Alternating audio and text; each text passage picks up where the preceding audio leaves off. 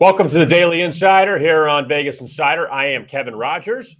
As we get set for today's show, final day of March, Thursday, March 31st, 2022. We have the NIT Championship tonight at Madison Square Garden in New York between Texas A&M and Xavier. Also, Final Four just 2 days away in New Orleans, Duke, Carolina, Kansas, Villanova. Those are the two games coming up Saturday. Some NBA tonight, Bucks, Nets, the big matchup there. And we'll have Joe Nelson coming up in just a few moments. Vegas Insider handicapper Stephanie Otey is back with us as well, coming up in just a moment. Though before we get to them, I want to tell you about the Sports Illustrated Sportsbook. You can find them online, sisportsbook.com. It is only legal in the state of Colorado. Must be 21 years or older to play. New players only get up to $300 in free bets. Check it out now. sisportsbook.com, Sports Illustrated Sportsbook, only in Colorado. Check them out today. All right, let's get the show started. Stephanie Otey, she is back once again. And Nelly, Joe Nelson, he is there in the great state of Wisconsin. And Joe, good to have you on again. And just to begin things, before we get to the Final Four, tonight you have the NIT Championship at the Garden. And I find this matchup very intriguing between Xavier and Texas A&M, Joe, because these teams ended the season on different notes. Xavier fell apart. They had they lost 6 of 8 down the stretch. They ended up blowing that game to Butler. Travis Steele gets fired. It's all bad. But Xavier's found a way to pull it together, get to the NIT championship. While the Aggies, Buzz Williams thought he was screwed by not getting to the tournament. They played out of their minds so far. A&M laying 4.5. What are your thoughts on this matchup tonight? Yeah, like you said, a great matchup, opposite trajectories. Xavier, a team that really had every reason to kind of mail it in. They were a team that pretty much all season felt like they would be an NCAA tournament team. Some really good non-conference wins, Virginia Tech, Oak State, Ohio State. Decent start in Big East play. And then, yeah, like you said, it really all collapsed. Very tough loss in the final minute against Butler in the tournament. And all of a sudden they're out. Coach gets fired, and in very quick order, Sean Miller's lined up to take over. So you've got a lame duck interim with Jonas Hayes, who's done a terrific job. And then to add to that, you have a key player, Paul Scruggs, get hurt early in this tournament. Xavier kind of walked through that first game with Cleveland State. They kind of looked like that team that was just going to be out early in this tournament, but a bit of a spark lately. A couple nice wins. Scruggs, a key player, but he's kind of a high volume shooter, low percentage guy. It's meant more looks for Kunkel, Nate Johnson, very good outside shooters for Xavier. And they've really leaned on their post players with Iowa transfer Jack Nunge and Fremantle. Both have been in double figures all 4 games in this tournament, had 36 combined in the win against St. Bonnie's. Then, yeah, like you said, Texas A&M, a team that didn't start great, didn't do much in non-conference action other than beating Notre Dame, get on a great run late in the season, and a lot of people, Buzz included, felt they should be in. Defensive numbers really looking strong right now. I am a little suspicious of some of those numbers. They're really built on creating turnovers. You can look at some of those early non-conference wins where they put up some big turnover counts. I saw they had 29 against North Florida, 33 against Dallas Christian. I can't tell you if that was above or below expectation or not, but so I'm a little suspicious of the defensive numbers. They're in the top 30 defensive efficiency now nationally, but in the SEC season, they're only 8th. They had a really favorable SEC path. They only played 4 of the Big 5 teams in the SEC once. So it's a small team as well. That's a concern for me with the Aggies. I don't know that they match up great against the post players for Xavier, but if they get some turnovers, they can make it happen. I think key player for this game for the Aggies is going to be Radford, the Virginia Tech transfer. He's really their only outside shooter. Not a team that takes a great deal of three-point looks, but should be a good one. Yeah, very good stories either way, and is a fitting close to the NIT here. Yeah, and another great storyline, of course, is over in the Final Four, New Orleans, UNC and Duke. I mean, everyone's been waiting for this game to happen, and on the big stage, it's going to be very exciting. Right now, Duke is sitting as a 4.5-point favorite. But UNC, they've scored over 90 points in each of their first 2 rounds, and they were up against some pretty defensive-oriented teams too. So with Duke ranking only 45th in defensive efficiency, how do you think UNC will be able to put up some points? Yeah, Duke is the worst defense left. It's kind of hard to believe that, but on the season balance, like you said, barely top 50. And they've allowed a lot of points the last few weeks. I think the last 8 games are allowing 76 points a game. Some big numbers to Syracuse, Virginia Tech, Miami, Michigan State. Not exactly super offensive teams. And the number is interesting. Duke minus 11 in that big home meeting to close the season. They're minus 3.5 in Chapel Hill a month before that. So, it feels a little light at first glance, I think. But the key is going to be the 3-point shooting. North Carolina's taking a ton of threes down the stretch in the Duke games. Manic hit 11 threes combined in those 2 games. So they're going to have to be hot from long range like they were early in that Baylor game, I think, to have a shot at the slight upset. But it's going to be such a hyped game. It's really a dream matchup for CBS and all the sponsors here. Joe, what do you think about the total in this game? You've had 2 high-scoring games between these teams. Carolina put up over 90 in that second matchup. We talk about defensively, Duke isn't great, but always that conversation about the football stadium in the Final Four, that different sight lines. It's not the same necessarily as playing in these smaller arenas or playing in the Superdome on Saturday. Do you think it's going to affect these teams, or do you see a same kind of run and gun like the last 2 matchups? Yeah, I'm always partial to unders in games on this kind of stage, especially when you have a big gap in preparation. So you'd expect, even though these aren't elite defenses, they're going to be pretty well prepared for everything that's going to come at them. Very familiar foes, obviously. The scoring in the most recent meeting off the charts. I think it ended up in the 170s.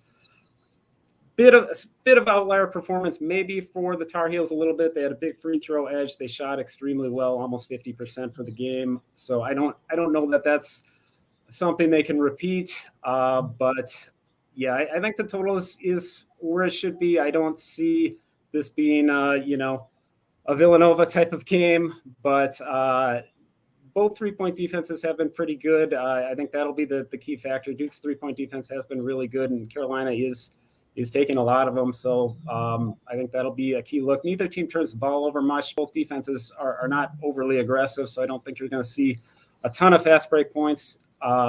So I think it's about where it should be. Yeah, I don't like the total on this one either. The Sweet 16 and Elite 8 games went 11-1 with the under. The over is 6-0 in Duke and North Carolina's last matchups, though. The over is 8-2 in Duke's last 10 games. But looking at how the under has hit the majority of the Sweet 16 and the Elite 8, I want to stay away from that. But I look at the total for the Kansas-Villanova game. The Wildcats scored just 50 points on 29% shooting from the field against Houston. And then they weren't much better offensively in the Sweet 16, where they only put up 63 points on 37% shooting against Michigan. And they're up against Kansas, who has limited opponents to just 61 points per game. So that was in the regular season. So I think I like the under in the Kansas-Villanova game. But how do you like the total here? It's kind of a crazy number. It's only a handful of points higher than Houston's Villanova game, which was around 128 before slipping a little bit. Houston, a really good defense and a really slow team. Kansas is the opposite. They're fast. I mean, the defensive numbers have improved quite a bit down the stretch here. But this is a lower number than you saw versus Michigan and Ohio State in the earlier rounds. That said, you've got Villanova with a 6-man rotation now down to 5.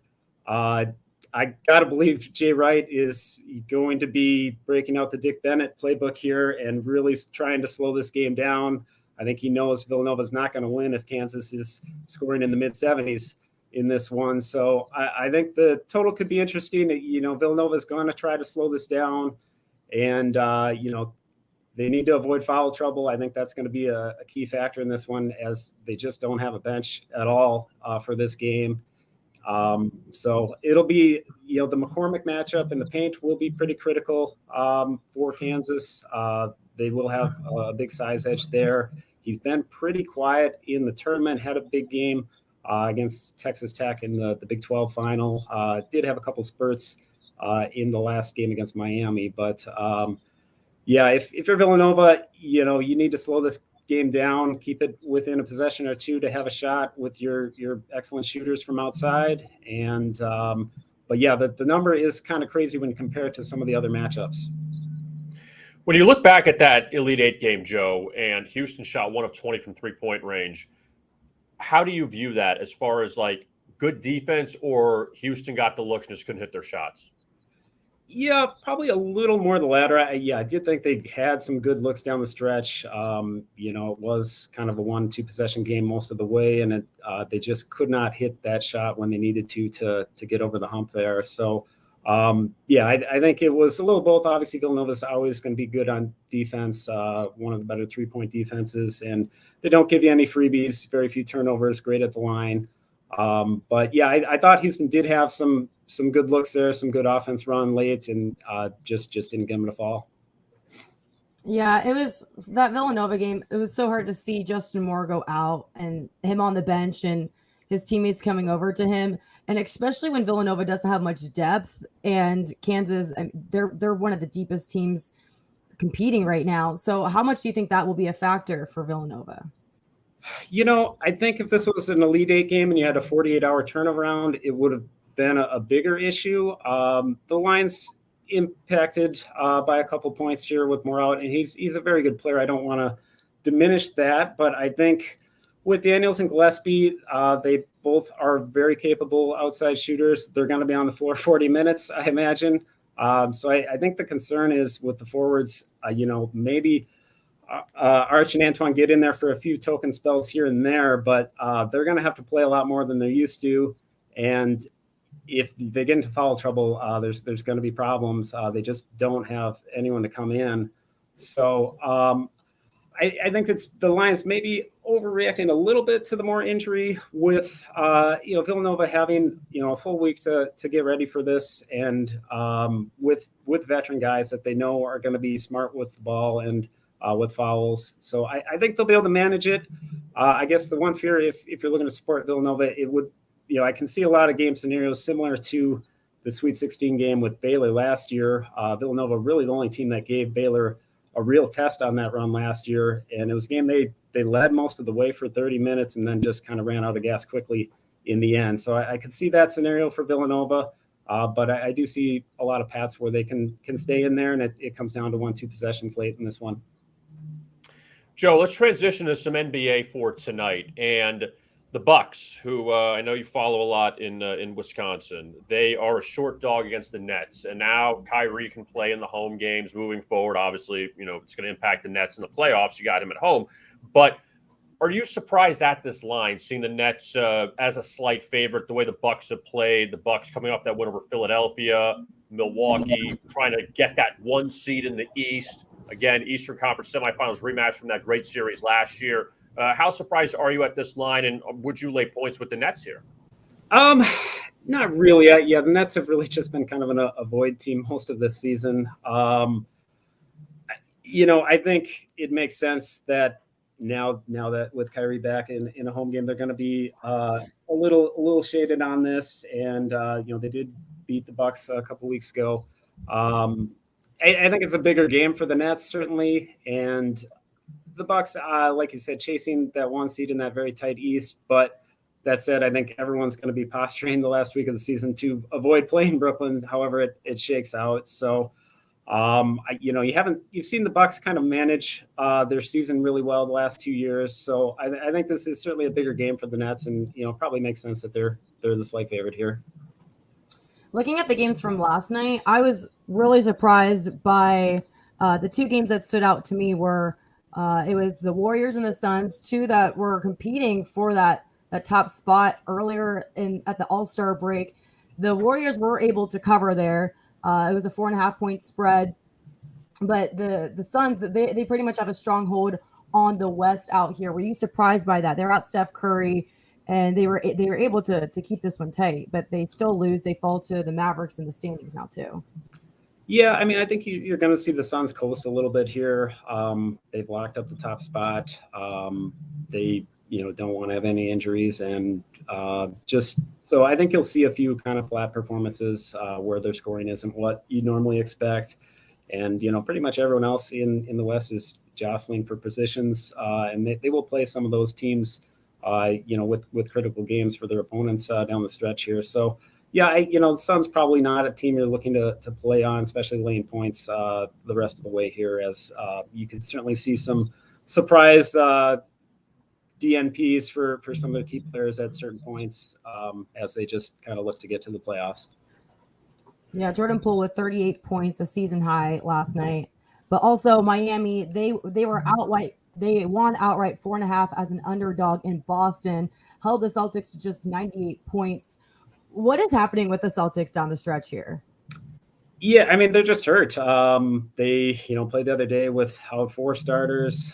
So they were, for most of the last 6 to 8 weeks, they've played like one of the best teams in the league. And I think they have that potential, but they've run into some injuries here. Williams, the most recent, out for a while, it looks like. So, They just have to kind of find some new groupings, new rotations down the stretch here, and like everyone else in the East, it's tight margins for where you land, and not necessarily having the preference to be on top, depending on how things shake out. Joe, finally, before I let you go, one other game I want to hit on in the NBA: Lakers Jazz. That's the late game tonight in Utah, and LeBron's out. Lakers are a mess. We know that. What about this Utah team, though? That the Jazz, it felt like, they really didn't pull away in the Northwest at all this year. They had enough of a lead. Jamal Murray didn't play all year for Denver. And then we saw the emergence of the Timberwolves and what they've done. But now the Nuggets have turned it on. The Wolves have turned it on. I know they got blown out of Toronto last night. But what can you say about this Utah team? They had that 25-point lead, whatever it was, against the Clippers and lost. They just don't seem like the same team as they were last year.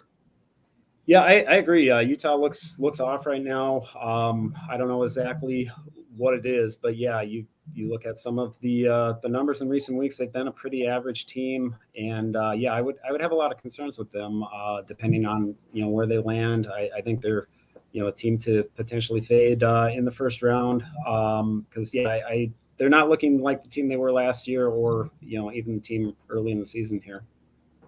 Yeah, they really struggled down the stretch. We'll see if they turn it around or not.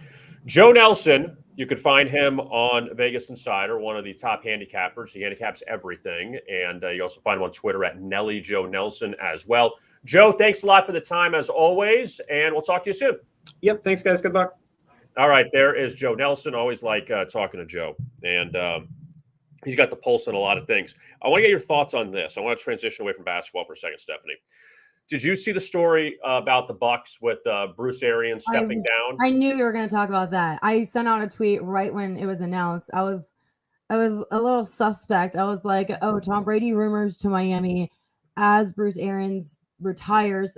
The timing is all odd because when Brady initially retired, the thought was maybe Bruce Arians would also. I mean, he gets a Super Bowl and he could go out well, but he didn't yet. And then now when Brady unretires, now is the time he decides to leave. You know what I mean? It's a little, the timing is all odd. The first time he retired, it made more sense for Bruce Arians to retire at that time. But once he comes back, then he makes his decision. And it's also, I don't think that it was the decision when Tom originally retired, because the coaching carousel, a lot of those coaching positions have been taken up back in February. So I don't think he would have put the Bucks in that position otherwise. He will still be working in an office type role, but the timing was a little fishy to me. So apparently this is a story that, okay, just to give you the background or people watching the background. The Glazers, who are the owners of the Buccaneers, longtime owners of the Buccaneers, they own Manchester United, the English Premier League team. Apparently, Tom Brady was out there one of the games, like in the box with the owners when he was retired, to talk to them about unretiring and all of this. I believe after seeing this, Stephanie, I believe Tom had that conversation with them and was like, look, I'm going to come back on one condition. You got to get rid of Bruce. You got to move him. You got to get rid of him. And I know it took a couple of weeks. I don't know if they want to put him in the organization somewhere else to make it look better, that it wasn't like, all right, he's outright leaving. But you're right. We're one day away from April. The draft is coming up next month. Tomorrow it'll be this month. You're telling me now all of a sudden, like, you're retiring, you don't want to do this anymore? It makes no sense. Yeah. And also, like, they had the next guy ready to go pretty quickly too. You know, Todd Bowles. Yeah.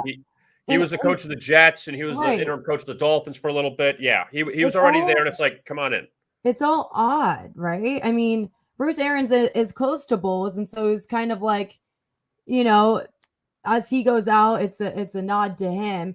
It's just, I mean, it's fishy, right? Like, 100%. And he had the fallout with Antonio odd. Brown in that game against the Jets towards the end of the season. Like, there's a lot there where both of them are to blame, because Brady retired and then unretired. He could have made that decision, just said, I'm going to wait it out and then just stay instead of go through all the drama. And now all of a sudden, Bruce Arians, I don't want to do this anymore. Yeah. Really? The timing is way too odd for me. Do you think that the rumors of Brady to Miami are real? Not anymore. No. I think now with this guy, Mike McDaniel, in there, I think they're committed to Tua. They just got Tyreek Hill. I can't see you complicating everything. I believe the story, though. I don't know if you heard this one, that when Brady originally retired, he was going to be like a Derek Jeter type and go be in the front office for the Dolphins. But then the Brian Flores and Sean Payton was going to become the coach of the Dolphins. But then the whole Brian Flores thing kind of messed it up. And then Brady was like, forget it. Payton obviously didn't come here. That one I can kind of believe. But for Brady to do all this to come to Miami, I don't think it's going to happen now. Yeah, and Brady brought like a bunch of guys to Tampa, and I know that Tampa was like allowing him to do that. You know, he convinced them to get Antonio Brown in against like everyone's. Well, and Gronk too. Yeah. You know, he unretired. Right, like he got his team around him. Would Miami be the same way? And again, a lot of moves have been made already. I mean, there's still a lot to be done. We still have the draft and everything, but the timing was just so odd. I'd be shocked if Brady got here now, because at first I was like, oh, maybe, but it's going to complicate a lot of things. And I really think this guy McDaniel wants Tua. I think he can develop Tua. He's 38 years old. He wants a young quarterback. I don't think he wants to deal with Brady. Like Tom, I think Tom knows in Tampa with Byron Leftwich that I think they have a good relationship. It seems like the offensive coordinator. And since he didn't get the Jags job, I feel like, okay, you know, we're on the same page. I don't know if you're 38, I don't know if you want to deal with a guy like Brady. I mean, Brady's two coaches were Belichick and Arians, who were older guys. Yeah. I want to know what Bowles and Brady's relationship is like, you know? I wonder if Bowles, because he's a defensive guy, is like, look, Tom, you and Byron, you guys worry about the offense. I'm going to stay out of your hair. And Arians being an offensive guy, maybe he interfered too much or whatever. Probably having a defensive guy works better for Brady, saying, look, you worry about the defense. Let me worry about this, and we'll be fine. Mm-hmm. That could be one thing. Yeah. And with Aaron's going to front office, I mean, he'll still be involved, but even the Brady Aaron's dynamic there, you know? What does it even mean? Like, you're going to the front, like, seriously, like, you're just there, like, entitled maybe, so it doesn't look like you got pushed out the door. It's odd, right? Yeah. It's just very odd. The way it all took place. Like, how much did Brady know when he unretired? You know, like, did Bowles know that Aaron's was coming to this decision, or was he like pushed into this decision? A lot of it is just murky. I mean, and I don't know. I don't think we'll get the full story. A good friend of mine is the Buccaneers reporter for ESPN, Jenna Lane. And I've just been like glued to her Twitter. I'm not going to bug her and be like, hey, what's the detail? But because I don't want her to be put in a position, but I'm like tracking her Twitter because she's the one that's getting it out. I believe if Tom did not unretire, which I hate that term, because I mean he was off for a month. He didn't retire. He was off. I think he's fully committed to retiring, though. You know, yeah, what? I don't think he went in and did it and then was like, I'm not. When he retired, I think he had full intent to be retired. And then he's like, this sucks. I don't want to do this. He had too much left in the tank. I think that was the problem. Like when Peyton Manning retired, Peyton knew he was shot. He knew he was done. Well, Peyton When also went out on I a don't think knew he high was note. done. Yeah, Peyton went out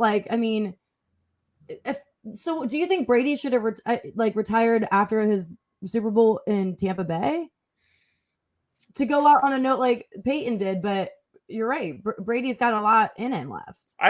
Look at the numbers he's put up. Like those were ridiculous numbers for guys, Oh my gosh, for any quarterback, much less be MVP 33 years old. Yeah, it wasn't a bad year to retire. I mean, he didn't have a Super Bowl, but his numbers were phenomenal for his age. So it is all so odd. Although, I do know some guys who go out of retirement.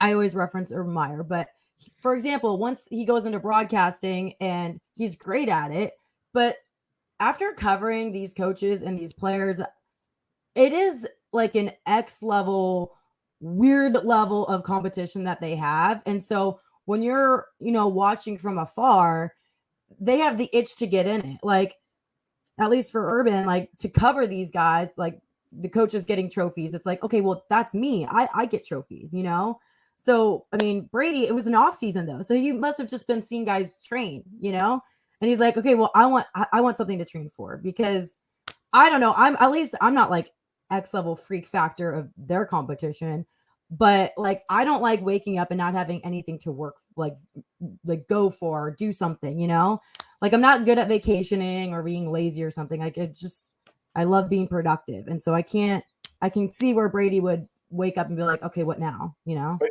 I'll take it a step further though. I don't think it's competition. And this word is going to come out wrong.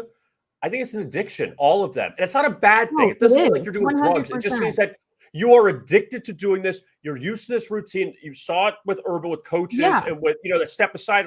I don't really the only guy that really did that was Bill Cowher, who didn't come back, who stayed in TV, was making a ton of money in TV. But even John Gruden had this comfortable job on ESPN for years. I want to come back. And obviously that stuff happened, with the emails that got him out. But these guys just want to play. Brady, since 2001, has been used to this, doing this year in, year out, and he's great at it. He's the best at it. And now all of a sudden, after coming off a year in which he threw for over 5,300 yards, the most in his career, 43 touchdowns, one of the top touchdown years in his career, and now to be like, I'm done.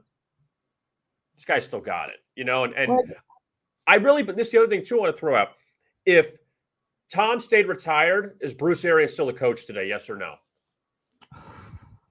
The answer is yes. I think this happened with Tom. I think Tom was like, I'm done with you. I didn't see eye to eye. Who do you want, me or him? Who's more important? I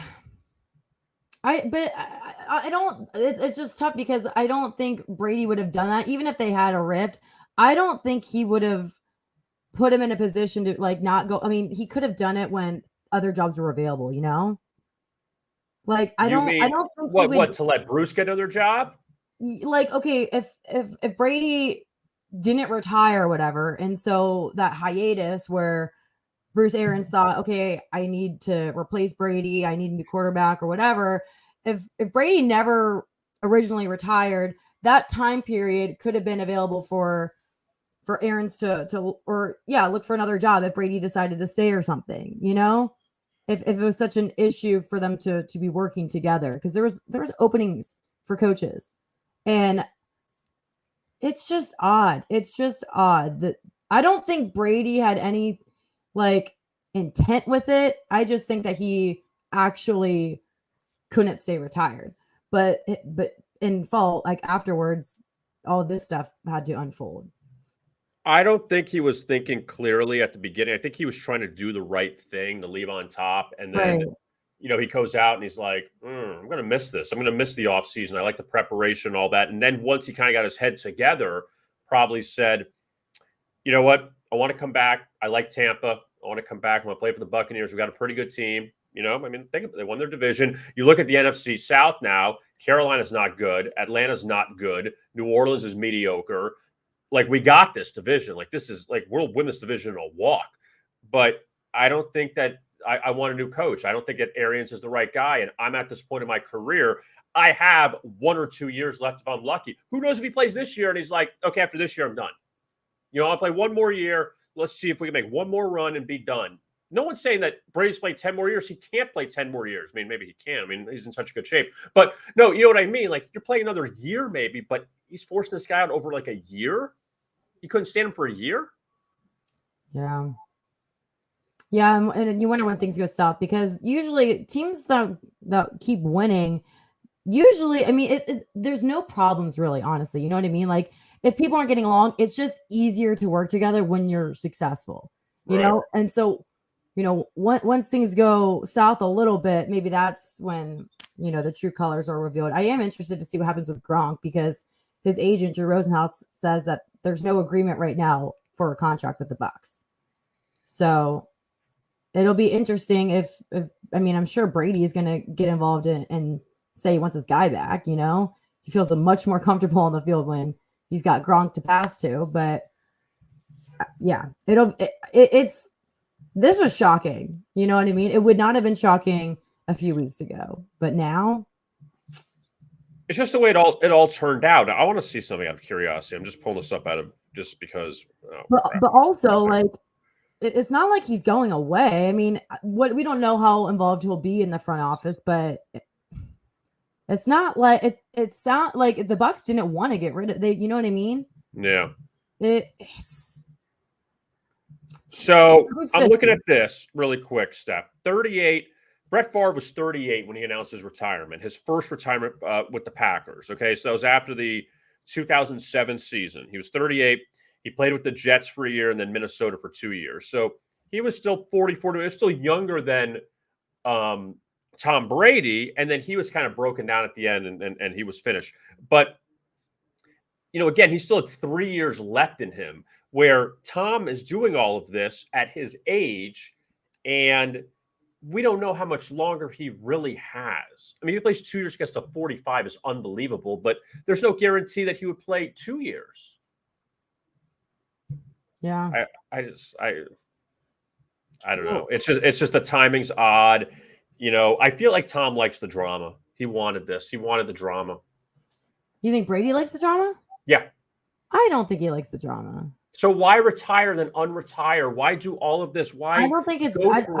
I genuinely think that it was a lot to do with family. I think that his family's like, we want you around more, and so I think that, like, he wanted to do the right thing. And then maybe when you're around your wife or your kids a lot, like, okay, maybe distance is great, but I think it was like, okay, like, maybe he's not our same Tom when he doesn't have football. Like, I honestly think, like, okay, like, you're making a sacrifice for us. Like, we appreciate it. And then they come in to see, it's like, all right, like, he loves it so much. Like, it's only fair, I guess. But I don't think he wanted the drama. Although maybe the Schefter announcing it thing might have given him juice. Like, I think that'd give anybody juice. Like, like, especially his level, the way he performs. To take away his retirement announcement is like, oh, come on, like, let him have it. So there were jokes about him unretiring solely to have that back. But I think maybe that, like, wasn't a bonus, like a cherry on top, but I think it was genuinely him not knowing what life is like after football. Because I know so many guys, even at the college level, who never even, played X amount of years in the NFL like Brady has.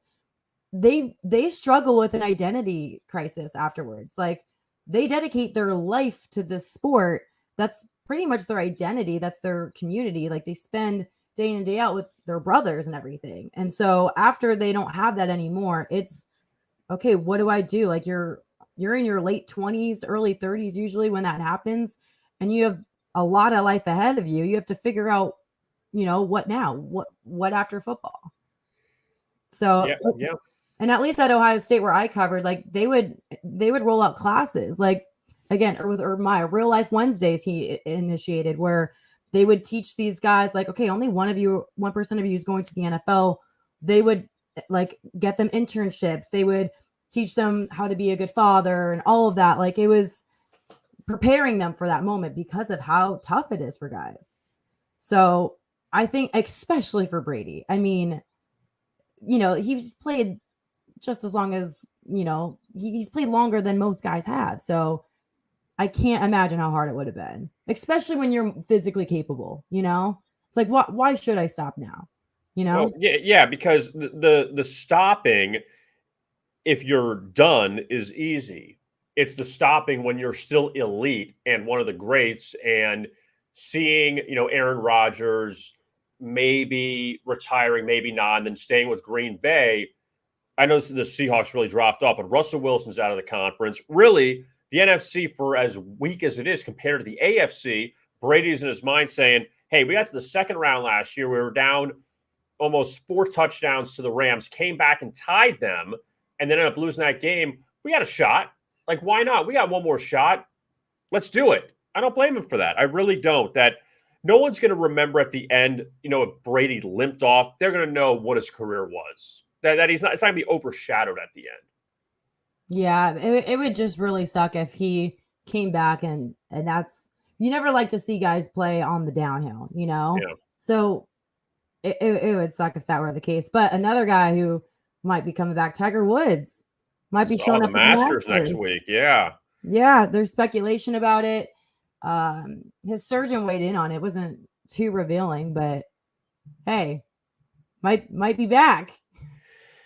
And those ratings for the Masters will be unbelievable if he comes back. I mean, look, the guy was in a major car accident last year and had all these surgery, probably his legs and all that. You got to walk this course.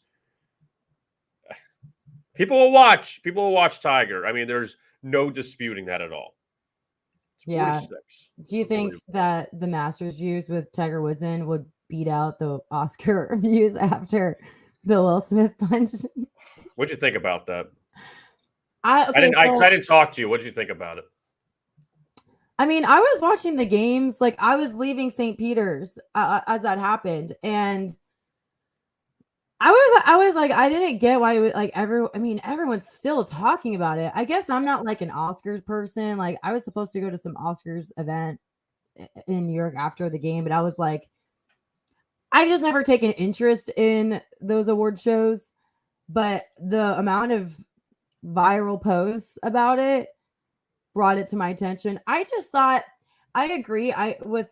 There's a lot of people defending Will Smith, and I'm like, okay, I get you want to defend your wife, but in no way ever is it okay to walk onto the stage during an award show of this stature and go and I mean, I'm sorry, that's not an example whatsoever. And he was just erratic, you know what I mean? Like, to be so angry, he was laughing first of all when the joke happened, and then when Jada had a serious face, then he reacted. And then he goes up and slaps him.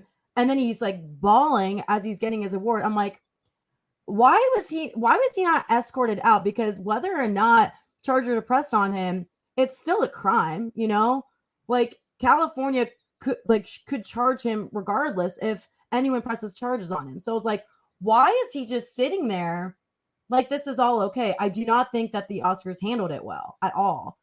Although I think that he took the hit very well. I mean, he just like sprang back out and just continued talking. I was like, whoa. You know what I mean? I think he won that side of the argument, but I don't think his intent with the joke was anything malicious at all. I really don't. Well, number one, I watched it on and off, and then when Chris Rock came on, I like Chris Rock, so I want to see what he was doing. Best documentary. You're like, whatever. You don't even care about who wins that category, but I'm just sitting there watching it. He's making the jokes. Chris Rock has been a comedian for years. This is what he does. And, was it right? In retrospect, no. But at the same time, Will Smith was 100% wrong in what he did. That him going on, if he yelled from his seat, that's one thing. To do all of that and not go up and slap Chris Rock, then whatever. He's just yelling. It's still not. It's like a classy event. Like, it was disrespectful to everyone. I don't think it helps if I were his wife, I would not be happy with him. I wouldn't thank him for doing that. I don't know what it was like to be in her position with alopecia and all that. Yeah, it'd be disheartening, but I think I would just eat it and then like be upset on my own afterwards, but I wouldn't want to reveal how I felt about it in that moment with cameras on me and things like that. Well, the other one too is I've always believed this in anything. The court of public opinion is the harshest court out there. And Will Smith didn't have charges pressed against him, which is fine. Chris Rock, he made that decision. That's fine. But now it's the moving forward. All I think about with you is you did that. That's all. And that you can never get over. You could serve jail time, serve your time and be done and move on. This you can never get over. The court of public opinion will never let you go with this. Like that I think is the harshest penalty always. Yeah. Like, what's your lasting perception of Chris Rock after this? Like, it was a bad joke. Yeah, he took it well. I like the way he took the slap was impressive. I mean, yeah. And I think he handled like that whole situation the way, like, even better than anyone could. Like, to take a slap like that, I might need a minute to like numb my face, but he took it like a champ. But I don't think the joke was great. Like, no, it was off. It wasn't right. It wasn't like, I mean, like, I've had bad haircuts, and I mean, yeah, while I have the haircut, I would be like so angry about it, but I wouldn't like, I mean, a joke, it's not something my mind would go to, is to joke about someone's hair, but I don't think he knew about the alopecia though. No way. I don't think he would ever do that. Yeah. No way. But also, I mean, it's honestly kind of a compliment. Like, she could play G.I. Jane. I mean, she's like a badass, like, Demi Moore did it. Like, she cut her hair, and I mean, it'd be a good role, like, I think it's like there's a little bit of like an upside to that. I think that she would be a killer G.I. Jane, like. I just wonder what Jada said to Will in that 5 seconds after he laughed, after she had that look, that, she said something to him to make him go off and do what he did. And I feel like he wasn't trying to defend his wife. I feel like he was trying to like defend himself. Exactly. I think he was like putting on a show. Like, it was like, because obviously their marriage has been, talked about a lot lately. And I feel like it was like he wanted to show, like, it was like a show, it was like, I want to show that we're good. I want to show that I am. Or I want to show him a tough guy, that I'm not going to take this. Yeah. I mean. But it was the wrong way of going about it. Honestly, if you want to show you're a tough guy, you could show some restraint and discipline, and not go up there, especially at the Oscars. Like, if this was outside of a bar or still, my mind would just never go up and slap someone. But to do it there was just, whoa. And you know what's true is that people have said that, he accepted the award for King Richard. That was crazy. But he, in a sense, he did disrespect the Williams sisters with that they made this film. I haven't seen it, but they said his performance was great. It was a really good movie. It was about them, when they were young in Compton, and how they grew up with their father, and how they became great at tennis and all that. But to do that, you're kind of like, you just stained us. Like, you just stained, the night. We're supposed to honor you, and now all we're talking about is this.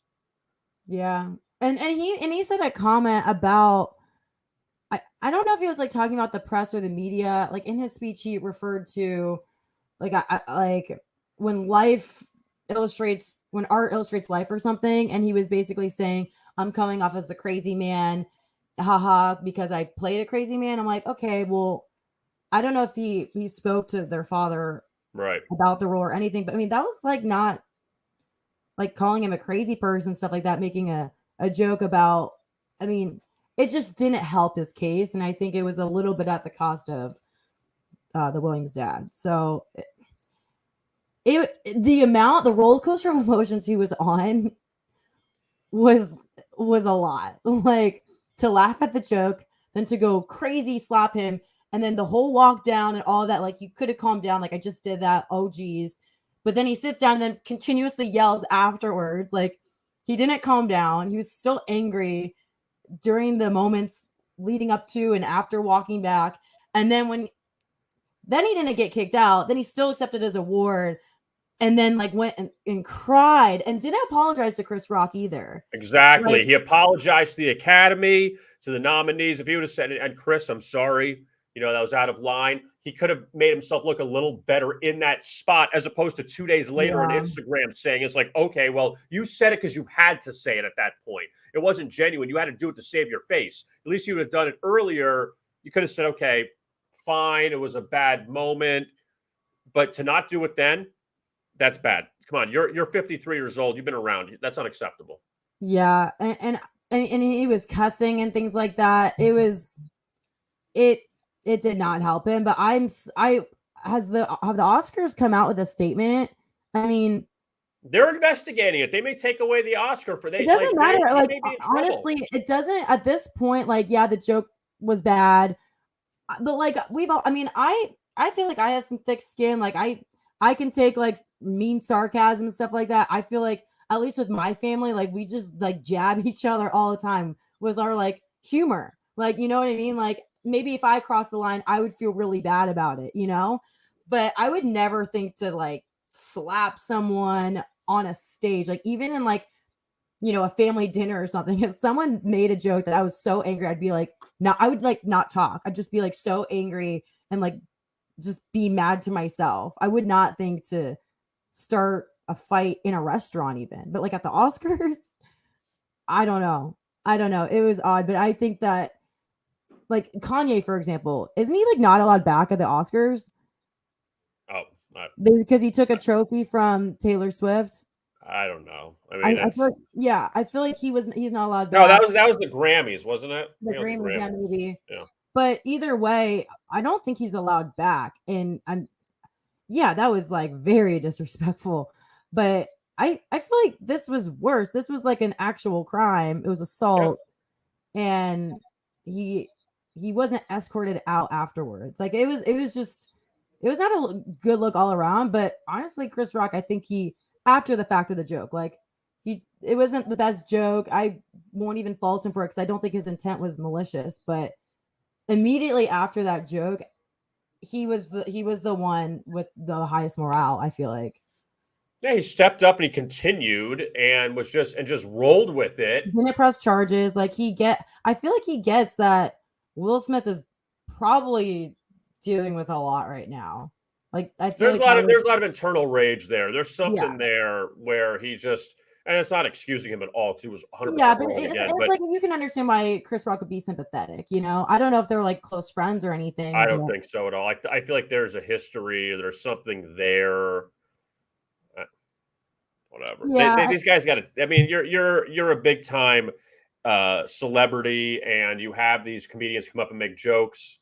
That's what you got to take. You can't just. You know what it is? You can't just sit back and be like, leave me alone. I'm a big megastar, but don't say anything about me. Like, you're on the stage. This is what you're.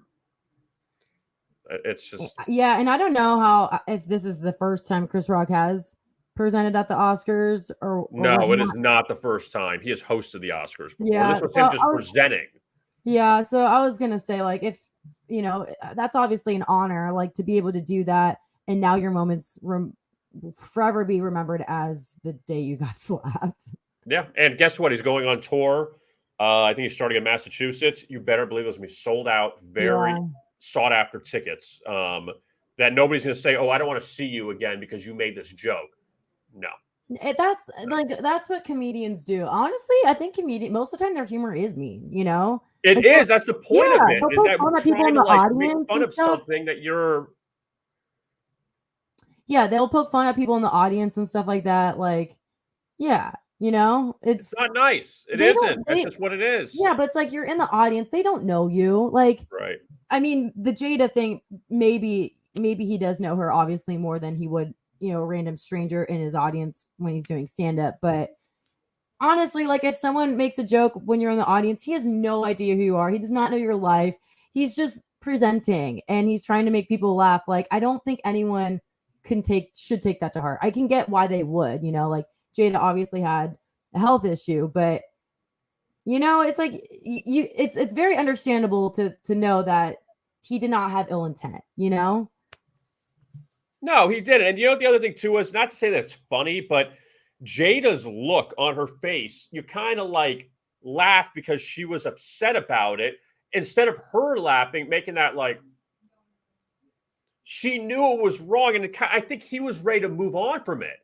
he was done with it. Chris Rock was moving on from it, and then Will Smith gets on the stage and acts like a crazy Will person. Smith was Like laughing. Like he that was laughing right before that. That was the most odd part because they split there was a multi-camera view. Yeah. So it was Chris Rock. They show Will Smith laughing, Jada being very stern and angry. And then the next cut is Chris Rock talking. He goes, "Uh-oh," and then Will Smith's like storming towards him. So it's like we do not know what was said. Yeah, what was transpired between Jada and Will. I don't know if Chris Rock had a visual of them. I mean, obviously, Will was fairly close up to the stage through the timing it took for him to get up there. But also, that's another thing. I guess, you know, he was up for an award. He won an award, so he had access to the stage. But, I mean, I'm going to make an assumption there's a lot of security there. Why? Yeah, I mean, I can see why he would just be able to walk on the stage. He's not just anybody, you know, he was a nominee. Yeah, because you don't know in that moment. You don't know. Because here's the thing. When it first happened, all right, everyone's thinking to themselves, this is a setup. This is just something he's going to make a joke, and then Will Smith's going to get upset. Ha, ha, ha. Fake hit him, and then it's okay. Ha, ha, ha. But when Will started cussing at him, then you knew it was real. Then you knew, like, okay, it's on now. Because at first you're like, okay, why is he walking the stage? I thought it would be like a funny ha-ha joke. But then when the camera or the, they stopped, they muted it, and it was like awkward and went back to me. And then you see Will word what he worded. And then we watch the unedited feeds from other countries. You're like, oh, wait a minute. You're not doing all of this as like a show. You're doing this because you're upset. Yeah, and that makes me even more suspicious of the Oscars because, I mean, I've done live TV before. It's hard to make the difference between a live game and an award show, but usually you want to go through like the plan for your broadcast. So that's how that's where I do see where it is a little fishy whether or not it was planned. But I think maybe the Oscars didn't have Will Smith leave because it was good TV. You know, we want to see what he was up for the award. He was up for it. He was going to win it. He was the runaway favorite, too. It wasn't a surprise. He already, in a sense, won the award. It's about them reading the award. Yeah. So I think that the Oscars allowed him to stay for TV. And I can't think of any other reason why. Like, I mean, his wife could have accepted his award and said something. I think it'd be better to hear from her anyways because she was the brunt of the joke. But Will Smith, I feel like he should have been asked to leave. I think that they were trying to, and he wouldn't. I was reading that they were trying to do that, and yeah. I mean, okay, that's not an excuse for the Oscars. I mean, we all witnessed a crime. We all witnessed assault. Yeah, and again, if he was not up for the award, it would have been easy to be like, okay, later, we're not going to hear from you again. But I think the other thing, too, was people want him to win, or he was going to win. They want to see him just speak and see what he'd say, which is even worse because he just committed a crime. And now it's like, oh, wait, like give him his 5 minutes to say what he needs to say. Yeah, but he could have done that on Twitter or something, you know? Like he was angry when he sat down. I don't know, like the camera shots afterwards or how long it was until he accepted his award, but I mean, you could be putting other people like at risk. Like if he's like throwing slaps, I think that's kind of unlikely, but still, you know, it was not handled. Like it really wasn't. Well, the other thing too that was said was, what does this mean for comedians moving forward? That if they say something and you're offended, you can just walk on the stage and hit them. No, I think that means you have to have better security. Like, I mean, yes, but in this case, I don't think it was security because they didn't know.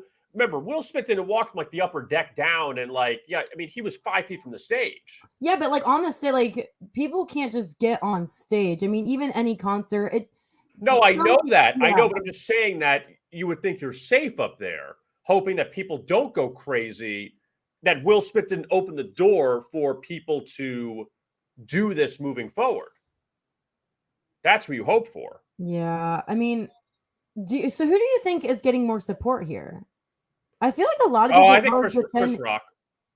Okay, because I feel like I saw a lot of people making the case for Will Smith defending his wife.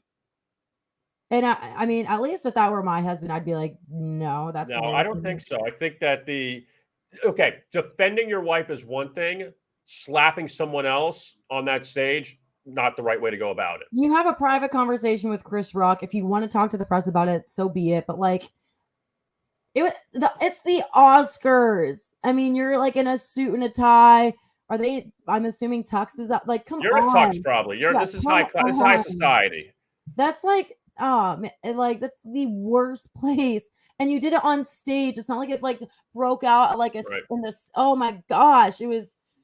That's why I know. I don't even think he did it for his wife. I think he did it for show. I Like, you think he on did it for stage. himself to show that he was a tough guy. Exactly. You could have handled it.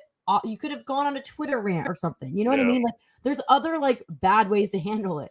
But you did it on the highest stage when all eyes are on you on a national broadcast, and now this lives forever, you know? So I think he wanted the attention. I agree. I think he did, and he got a lot of negative attention when it was all said and done. So, all right, good. See, we broke it down, Steph. We broke it all down. I am surprised by how much it was talked about. Like I saw it and I'm like, whoa, but I wasn't like infatuated by it. Like I mean, the amount of, like, it was everywhere. Every single show was talking about it, which is, I get it. It was the Oscars big, but like sports, you know what I mean? Like they were talking about sports shows. I'm like, I was watching the Elite Eight, you know, like I'm like not on the art side of this, but yeah. Well, really quick before we get out of here, just talk about the you told me you were going to go to St. Peter's to check things out, and I figured, okay, you'll go Friday, they'll lose to Purdue, and that'll be it. But they beat Purdue. I took them to cover the 12.5. And they won outright. I would have never have taken the outright, but the outright odds were pretty great. Yeah. But then they have to lose to North Carolina. But still, you were there over the weekend, right? You checked it out? Yeah. So Friday night, I got there early. I got my car to drive around the campus and get like shots and stuff like that for VI. You did not need your car there. It was 2 blocks. The campus is 2 blocks. Right. I was like, okay. I went through all this traffic to get my car, was not necessary. But Friday, I was talking to a lot of the media there. It was so interesting. It felt like a high school arena. I've never really covered high school.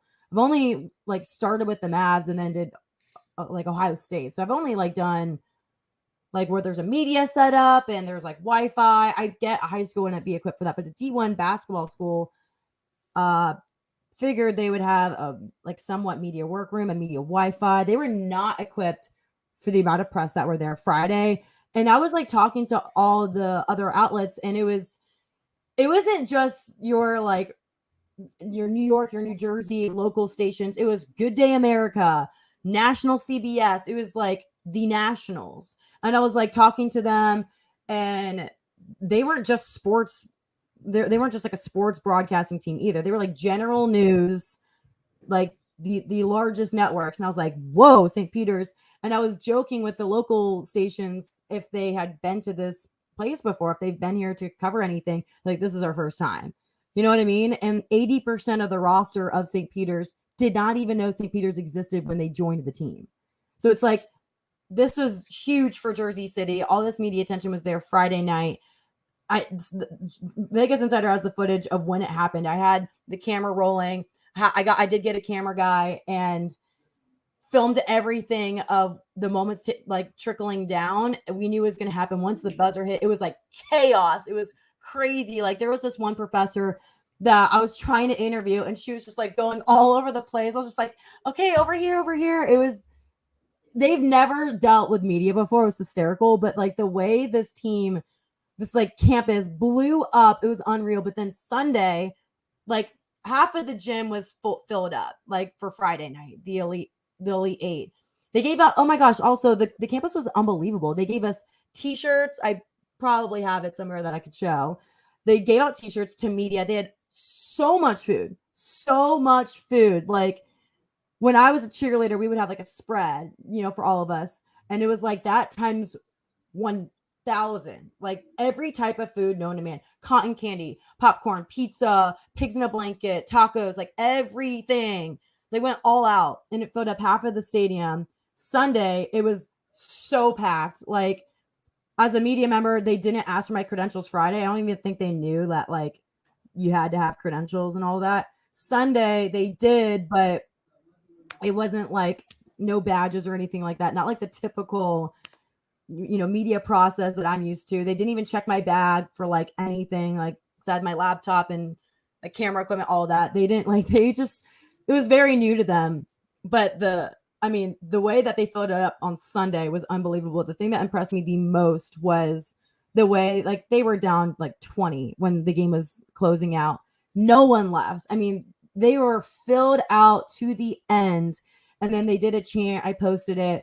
They were like cheering for the Peacocks. They were like so supportive and like grateful for them after they lost the game. I mean, usually on a game like that, when you're down that much, you start to filter out early. No, it was full till the very end of that game when they were down so much. I mean, it was so cool to be a part of. It really was, but it was not like anything I've covered before, ever. I'm used to like hundreds of reporters on like Ohio State, for example, and they're equipped for it. They have PR guys. Like, I can't, like, a player will tell me I can go and interview them one-on-one, but like Chase Young, for example, he told me many times I could talk to him one-on-one because I had a segment inside the huddle, and he would tell me, yes, like, yeah, like Wednesday after practice, that's usually when we have our media availability. He kept telling me yes, but it was not going to happen unless I went through Jerry Amick PR, Larry Johnson, his position coach, Ryan. Like, there were so many levels to get to this guy, even though he told me, yes, I'll do an interview with you.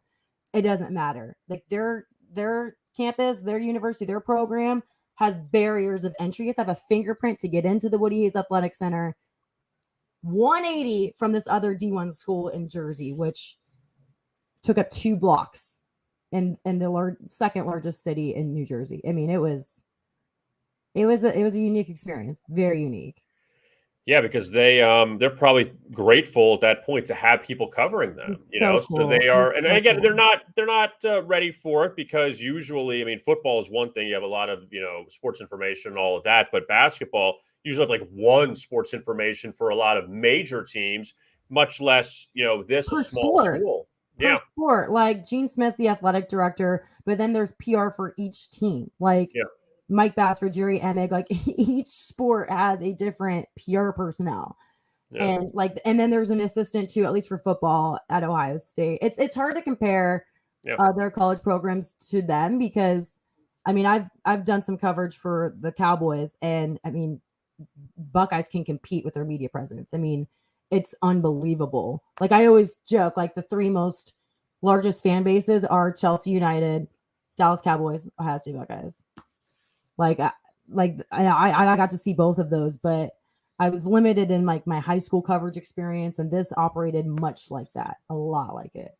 But the personnel at St. Peter's, unbelievable. They were the kindest people ever. Oh, it was so cool. And that's the thing I do like about smaller programs is where, yeah, I know everyone at Ohio State. I can talk to people off the record all day long, but getting them on camera is like a hurdle. Right. At St. Peter's, I mean, unlimited access. You can go and film. You can go up to talk to anyone. It's like, go. You know what I mean? It was lucky in that way. And I got to see the facilities. They changed their arena to Run Baby Run Arena. They finally had an upgrade, and it still feels like a high school, campus, even smaller in some instances. But the things that they had to overcome, like their budget, they had like D1 programs are allowed to have 3 paid assistants. They only had 2. So they had 1 assistant until recently. They had 1 that was not paid, it was volunteer. That affects recruiting. They didn't have a lot of the tools that other programs did, and they still got to this level. Like when they took down Kentucky, I think Coach Cap's salary was like over $5 million. And then Shaheen Holloway was making around 1/5 of that, Right. I mean, he's going over to Seton Hall, but Yeah. but that it was the coolest experience ever. Like, I wonder what it would have been like in Philly. That would have been great. But being a part of the community, it was really, really cool. I tweeted out, this is going to go down as one of the best stories I've ever covered. It was really cool. They embraced all of us. They they took us in like we were peacocks. Like, it was awesome. It was so cool. Good. Well, I'm glad you were able to go for a few days and at least go. They went all the way to the Elite Eight, which is pretty cool for them. And Shaheen Holloway, obviously, when that Seton Hall job opened, I'm like, this guy's definitely going. Like, he's out the door. It's close. He played guard there. He was an assistant there for like 10 years before he went to St. Peter's. So, it worked out for him and for St. Peter's, unfortunately. Like, that's just what's going to happen. Like, this guy's going to go do bigger and better things. So now he's going to the Big East, and but at least it worked out, and it was pretty good. So, do you think this is the last we see of the Peacocks? Yes. Yeah. Especially if Shaheen Holloway leaves. We'll win. Yeah, he's done. He's going. He's at Seton Hall, so I think they're done. I think that they're. They went on a nice run. They won 3 games in the tournament, but yeah, we won't hear from them ever again. Did you see Eli Manning? He had like his Peacocks, like he was rooting for them. It was cool. It was really, really cool. I'm glad I got to be a part of it. And man, I was rooting for them. Yeah, considering Ole Miss never did anything in the tournament, so. Yeah, my friend Ariel, she came on Vegas Insider not too long ago from Yahoo Sportsbook. She tweeted out a poll, and it was, who would you rather see? Which game would you rather see? UNC Duke or Peacocks versus Duke? Like, for the Peacocks to advance. I'm pretty sure. I wish I remembered. I think the majority said they wanted Duke UNC. Which, what? Dude. How do you even choose between those two? For those teams to go up against each other with Coach K's last year. And also, how devastating will it be if UNC upsets Duke again and Coach's it was his last game at home, and now it's his last game ever. Like, that will add so much juice to that rivalry. Oh my gosh. It'll be brutal. Well, for as good of a story as St. Peter's was, I'm glad they lost, because Duke would have run them out of the Superdome. Did you see the post I did for Vegas Insider yesterday? I did see that. It was funny. You got it. Yeah, that was about the Final Four. You worked hard on that one. That was funny. It about like the bouncer at the bar letting people into the Final Four, and it was like I think it was March Madness posted a picture of Doug with the mustache from St. Peter's, and he's like, all right, I'm leaving. And everyone's like clapping for him on his way out. And so when the bouncer's like, yeah, it's not going to happen, I inserted that clip. And then it was like Duke and UNC going at it. Like, oh, well, I've had a standing table here for more than anyone else. And Duke's just like battling with them. At least we had to beat more than a 15 seed to get in and all of that. Too funny. Well, check where can they find that on your social media? On Twitter? Yeah. So you can see on my subscript down here at Steph Otey, STPHOTEY, everything on Vegas Insider, Vegas Insider headquarters, Instagram. We're getting stuff out everywhere. And then next week I start co-hosting with Morton Anderson on Great Dane Nation. I'm so pumped. We had some calls early on, and I've been doing a lot of research because they want to quiz me on how much I know Morton. And I've been re-listening to every Great Dane Nation. I've been like looking at every single interview, speech he's ever done. And I talked to Tom about this, Tommy Freeze Pops. His Hall of Fame speech was one of the best. Oh, it was so good. You should go and watch his Hall of Fame speech. So impressive. Like, it captivated everyone. Morton's a Big Ten guy too. Went to Michigan State. So Michigan State, yeah. You got that in common. You could talk about the Big Ten with him too. And look, he's like, but he's I told him, hey, ever. I told him I had to take some heat on Daily Insider when I said, I'm rooting for Izzo, and they're like saying I'm a bad Buckeye. But in hoops, I do like Izzo, except for the last 2 years. Oh, I really want to see the Big Ten do well in hoops. But yeah, they had some struggles in this tournament. But. In football, I'm sorry, but you're not part of the rivalry, All right. So. Well, we lasted a long time today, and I guess next time we talk, we'll have a national champion coming up Monday night. See who gets out of these 2 semifinal games on Saturday. I don't like how they do that so fast. I guess they're in New Orleans, so give us Tuesday, one more day to savor the basketball season. And we have what, 7 games left in the NBA until playoffs? Yeah, each team's got something like that. Yeah. Yeah, come on. Like, can we like buff up that time in between a little bit more? You know, we have baseball starting next week. I know. We got baseball coming up, Stephanie. Baseball. I always like go to war with my Ariel. She loves baseball. I'm like, dude, I'm sorry. Like, it's too long of a game, too long of a season. It just abbreviated a little bit. And because I did a story once for the Texas Rangers. I went out and I was like interviewing fans, proving the point that no one goes to a baseball game to watch baseball. They go there for hot dogs and beer. And I went around and asked like outlandish questions, like, who was the pitcher? No one knew. Who was the opponent? No one knew. What was the score? Are we winning? No one knew. And then like my favorite, I like say the name, like a random name, and I'm like, so your thoughts from 10-year-old who got into the Rough Riders? Do you think he could make his way up to AAA, or like, do you think he has a chance to make his way up? And no one questioned me. They were like, oh, like that's really impressive at 10 years old. Like, I don't know if he keeps that. I think he can do it. I was like, God, it just proves that if you walk around with a microphone and ask questions and you have a cameraman, people will think you know your stuff. Like, or anything you're saying is true. Like a 10-year-old in AA is playing right now for a spot on the Rangers roster. What? Only one person called me out, and it was like 2 girlfriends that were like hanging out. And I was like, all right. Like, some people in Rangers attire did not think it was a joke. They all thought a 10-year-old was actually playing on AA. Unbelievable. Yeah. Well, it's coming next week, baseball, so we'll be ready to go. It's about time. Finally. So, want to thank Joe Nelson for joining us today. And coming up tomorrow, it'll be the return of Devin Walker from MTV from the Challenge. He's going to join us along with Tommy Freeze Pops, and we'll look ahead to the Final Four with Devin. And he was taking Duke, wasn't he? Say it again. Was he taking Duke? I think he likes Duke. I think he wants it. We'll find out tomorrow from him. I think he wanted Coach K to win it all, but we'll discuss that with him tomorrow. Before we go, who do you want? Who do I want? I mean, I think it's going to be Duke and Kansas when it's all said and done. I think Duke beats them. I don't have faith in Villanova. I don't have faith in them because I think they're just too beat up. I didn't either. But I like right now UNC has the worst odds to make it. They're 5-1. Duke is plus 160.